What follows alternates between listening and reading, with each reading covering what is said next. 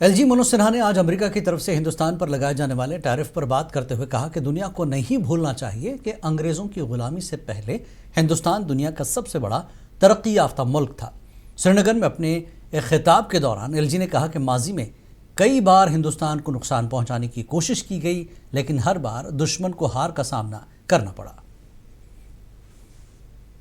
और आज जिस प्रकार पूरी दुनिया में ट्रेड टैरिफ को लेकर बहस चल रही है, उसके बीच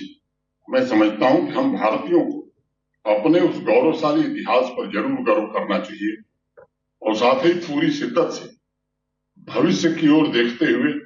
विकसित भारत के निर्माण में प्रण प्राण से जुट जाना चाहिए। कई सदियों तक हमारे देश पर आक्रमण हुआ, विदेशी आक्रांताओं ने किया, यहाँ लुटेरे आते रहे, लेकिन नई पीढ़ी को हमें याद रखना होगा, भारत सबसे प्राचीन सभ्यता है